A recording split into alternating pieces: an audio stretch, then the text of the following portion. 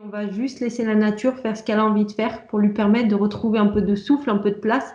On va lui laisser du temps et de l'espace où là, elle va repartir et on a plein d'exemples fantastiques qui montrent que quand on arrête de nuire à la nature, elle est résiliente et elle repart et c'est fantastique. Il faut que l'humain puisse aussi reconnecter. C'est pas un endroit où on va opposer les humains à la nature. On va essayer de remettre tous les vivants ensemble, mais des vivants respectueux entre eux. Il y a urgence à protéger des morceaux de nature parce que ce sont ces milieux-là qui vont redonner du souffle à la zone, mais qui vont rayonner aussi bien plus large que cette zone. Parce que quand on va protéger des fleurs qui auront leur petit pollen, le pollen partira, les insectes viendront, éparpilleront, les animaux vont venir, ils auront des lieux de quiétude où ils peuvent se reposer, se reproduire. Aujourd'hui, en protégeant des arbres ici, on peut espérer recréer les forêts primaires pour dans des siècles et des siècles. On est modeste, hein, les réserves qu'on crée, c'est pas énorme à l'échelle d'un territoire, ce sont des confettis. En fait, ce qu'il faut, c'est un maillage diversifié des territoires.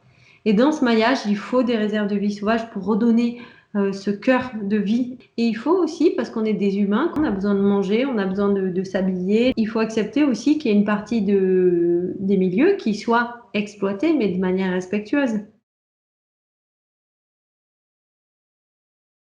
On est en train de prendre conscience que la planète va mal. On sent, ça frémit là, c'est prêt. La société a envie de prendre soin de sa planète pour prendre soin d'elle aussi.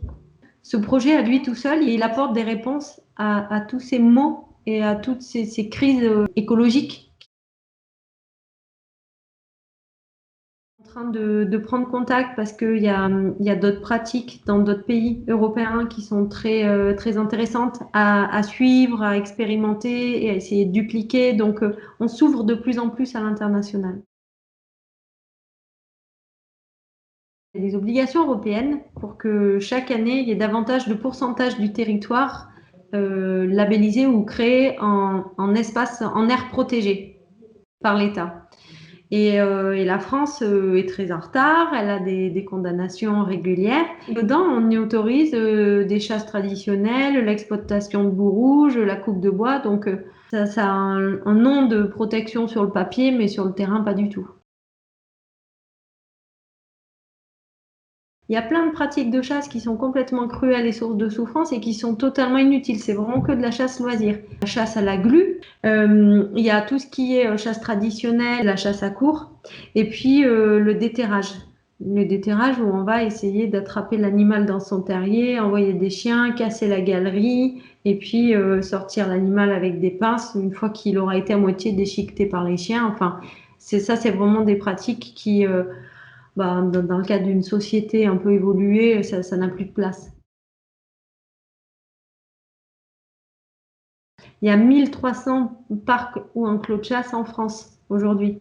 Les animaux sont enfermés dedans et ça ressemble à un safari comme en Afrique en fait. Et vu que c'est une propriété clôturée, même la police de la chasse, la police de l'environnement n'a pas le droit d'entrer dans ces zones-là parce que c'est une propriété privée.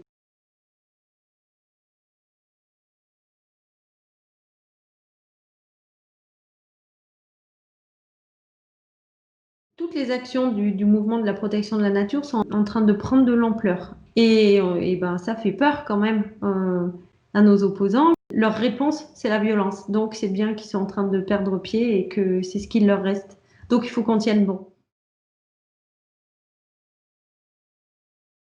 Je suis ravie d'avoir fait la connaissance de Jacqueline Delia-Brémond, avec qui on a tout de suite été sur la même longueur d'onde et on a parlé à bâton rompu de choses passionnantes et je pense qu'on a plein de points communs et d'intérêts à vouloir préserver la vie sauvage ensemble.